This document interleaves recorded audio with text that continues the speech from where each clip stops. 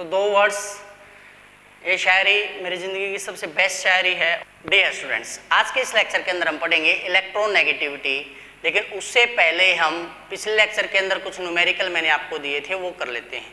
जैसा कि फर्स्ट था हमारा, आपको बताना था which of following will have greatest electron affinity, तो इसका आंसर रहेगा भी हमारा थर्ड। रीज़न क्या है इसका? Nearest to noble gas configuration. ये क्या भाई? सबसे नज़दीक है नोबल गैस कॉन्फ़िगरेशन के, इसलिए ग्रेटेस्ट टेंडेंसी रखता है टू एक्सेप्ट इलेक्ट्रॉन। फिर दूसरा स्मॉलेस्ट इलेक्ट्रॉन एफिनिटी, तो इसका आंसर रहता है ये वाला, क्योंकि इसकी जो इलेक्ट्रॉनिक कॉन्फ़िगरेशन है भाई ये क्या है? हाफ फील्ड है, और हाफ फील्ड स्टेबल होती है कॉन्फ़िगरेशन, इसलिए वो एक्स्ट्रा इलेक्ट्रॉन ऐड करना पसंद नहीं करेगा।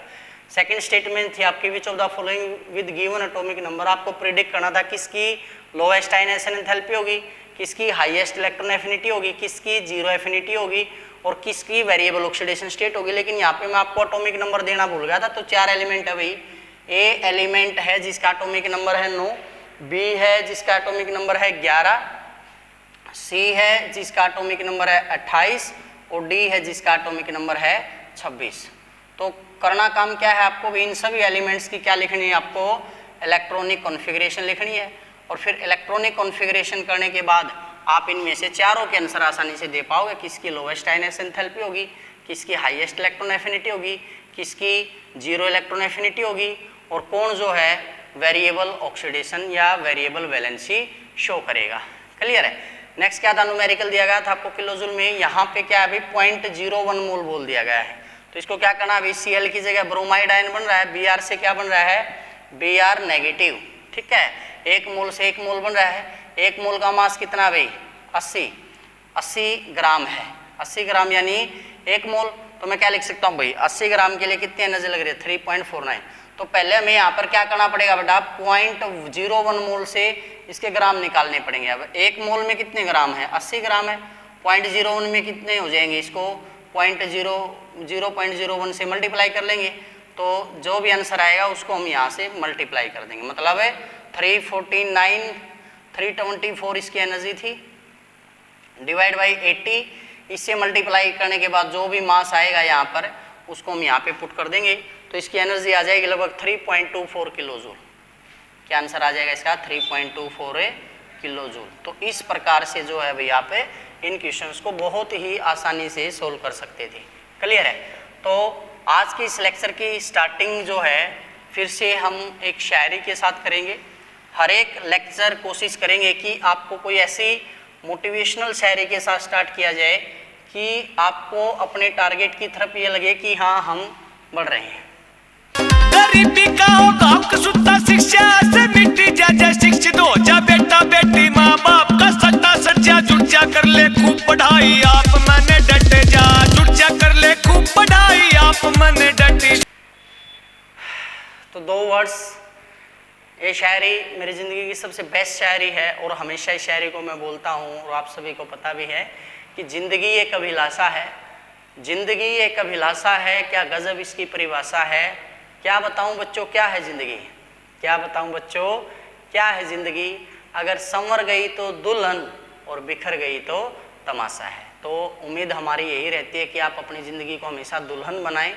दुल्हन बनाएं का मतलब ये नहीं है कि सज संवर के बैठ जाए। दुल्हन का मतलब है कि आप हमेशा मेहनत करते रहें और अपने टारगेट की तरफ बढ़ते रहें। इधर उधर ध्यान ना दें, कोई आपके बारे में क्या बोल रहा है क्या नहीं बोल रहा है, कोई क्या सोच रहा है, इन चीज़ों से परे मेहनत करते रहिए। लेकिन ऐसा नहीं है कि आप किसी की बात सुनेंगे ही नहीं। जो बात आपको ये लगे कि हाँ ये मेरी कमी है, उसको आपने सुनना भी और उसके ऊपर गौर करना है और उसको दूर करने की भी कोशिश करनी है। ठीक है? तो इलेक्ट्रोनेगेटिविटी ये लास्ट टॉपिक आपका इस यूनिट का। इसके बाद एक लेक्चर या दो लेक्चर में हम इसको ख़त्म कर देंगे। जो मेथड्स आएंगे हमारे आज के इस लेक्चर के अंदर, हम इलेक्ट्रोनेगेटिविटी को डिस्कस करेंगे और दूसरा फिर हम डिस्कस करेंगे जो कौन कौन से फैक्टर्स हैं जो इलेक्ट्रोनेगेटिविटी को इफेक्ट करते हैं और फिर कौन से मेथड्स हैं इलेक्ट्रोनेगेटिविटी को कैलकुलेट करने के लिए। तो आज हम इलेक्ट्रोनेगेटिविटी प्लस में फैक्टर अफेक्टिंग इलेक्ट्रोनेगेटिविटी को जो है कंप्लीट कर लेंगे। सबसे पहले अगर बात की जाए इलेक्ट्रोनेगेटिविटी, इलेक्ट्रोनेगेटिविटी हमारी क्या होती है? अगर आप डेफिनेशन लिखोगे, it is defined as the tendency of an element, it is defined as the tendency of an element to attract the shared pair of electron, to attract the shared pair of electrons. तो क्या definition है भाई हमारी, it is defined as the tendency. Tendency क्या होता है भाई हमारा, क्षमता।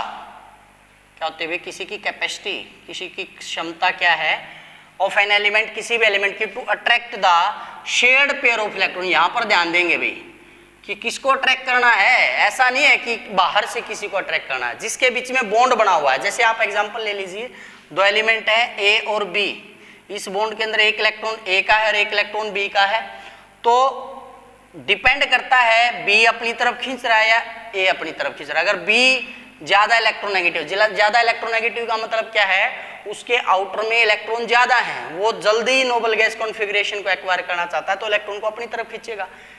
तो यहाँ पर दो चांसेस हो गए, एक तो क्या हो, बी मोर इलेक्ट्रोनेगेटिव हो, और दूसरा चांस क्या है, ए मोर इलेक्ट्रोनेगेटिव हो।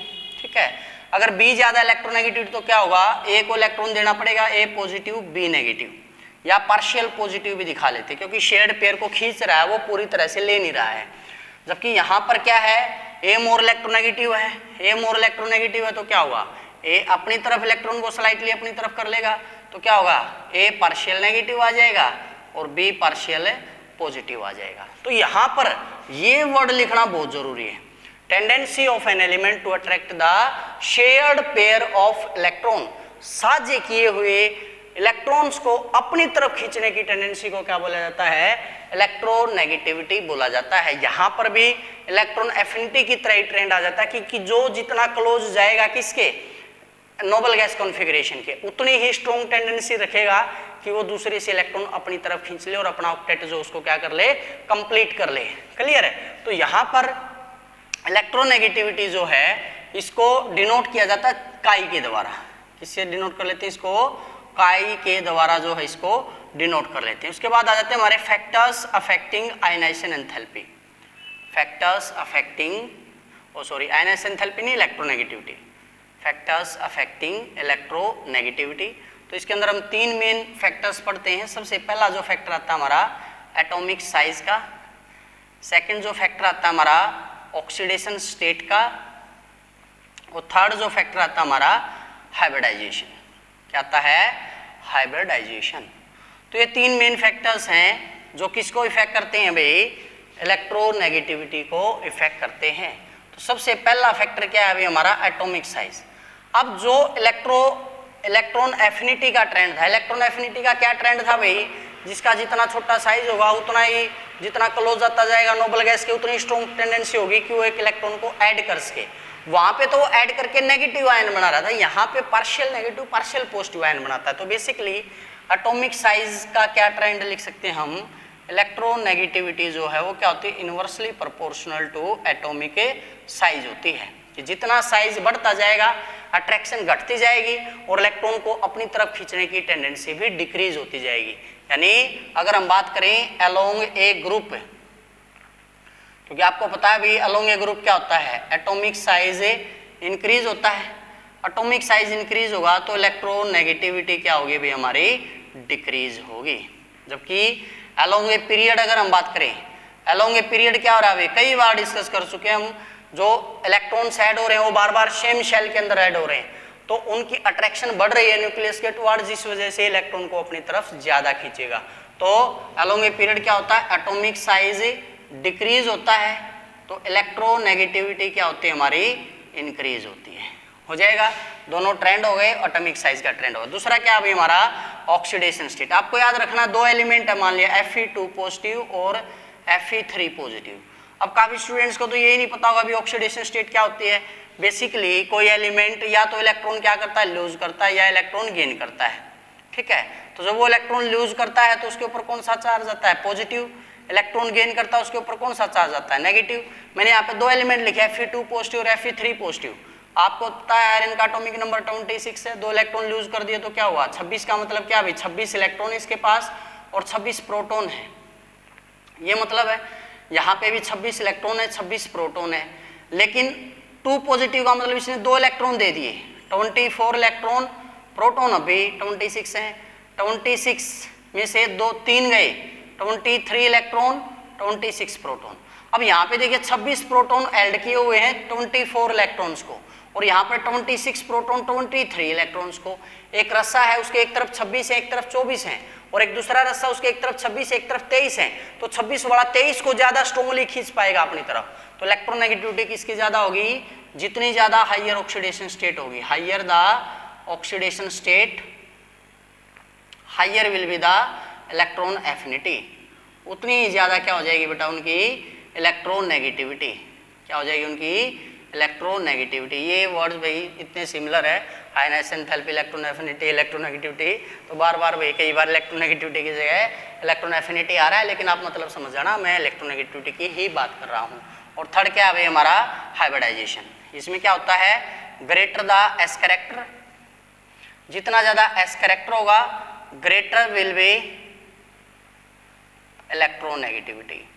अब आप बोलोगे सर ये एस कैरेक्टर क्या होता है? देख लीजिए आप, हम पढ़ते हैं हाइब्रिडाइजेशन sp3 sp2 sp, ठीक है। अगर बॉन्ड को मैं पूरी तरह से आयनिक 100% मान लेता हूँ, उसमें से एक हिस्सा इसका और 3 हिस्से पी के हैं, टोटल कितना होगा? 4 से इसको डिवाइड करूंगा तो इसमें एस कैरेक्टर कितना है? 25% है। sp3 में 25% S character. S character basically किसको दिखाता है? ओवरलैपिंग रीजन को, कि 25% ये ओवरलैप करते हैं। sp2 100 है, एक एस और 2 पी है, 2 और 1 3 है, इसको 3 से डिवाइड करूंगा तो 33.3। sp2 में एस कैरेक्टर कितना हमारा? 33.3%। sp एक ऐसा एक पी आधे आधे में है, तो 100 को 1 और 1 2 से डिवाइड करूंगा तो कितना कैरेक्टर आ गया भाई हमारा? 50%। तो यहाँ पर कैरेक्टर कितना है? 50%। मतलब सबसे ज़्यादा इलेक्ट्रोनेगेटिविटी। अगर आपको कोई एलिमेंट दे दिया जाए, आपको कोई आइडिया नहीं आ रहा है कि इलेक्ट्रोनेगेटिविटी कैसे निकालूं, तो आप उसकी हाइब्रिडाइजेशन निकाल लीजिए। हाइब्रिडाइजेशन के बेसिस पर आप क्या बता देंगे? उसके अंदर जिसके अंदर जितना ज़्यादा एस कैरेक्टर होगा उतनी ज़्यादा क्या हो जाएगी भाई? उसकी इलेक्ट्रोनेगेटिविटी हो जाएगी। तो इस तरह से आप बता सकते हो sp3 less than sp2 less than sp, यानी ये इंक्रीजिंग ऑर्डर होगा। और डिक्रीजिंग ऑर्डर में लिखेंगे तो क्या लिखेंगे? sp greater than sp2 greater than sp3। तो इस प्रकार से क्या हो गए हमारे फैक्टर्स अफेक्टिंग इलेक्ट्रोनेगेटिविटी, ठीक है। इसके बाद नेक्स्ट लेक्चर के अंदर हम मेथड्स पढ़ेंगे, जिसके अंदर हम पता करेंगे कि इलेक्ट्रोनेगेटिविटी को कैलकुलेट कैसे करना है, कौन कौन से मेथड्स हैं जो इलेक्ट्रोनेगेटिविटी को कैलकुलेट करने के लिए अप्लाई होते हैं। अगर आपको वीडियोस अच्छी लग रही हैं तो लाइक कर दें, शेयर कर दें, कमेंट कर दें, और चैनल को सब्सक्राइब नहीं किया तो कर लें, ताकि आगे आने वाले लेक्चर्स की नोटिफिकेशन आपको मिलती रहे। आज के लेक्चर के अंदर इतना ही, तब तक पढ़ते रहिए, बढ़ते रहिए, चलते रहिए, जुड़े रहिए A+ लुधियाना के साथ। Thank you.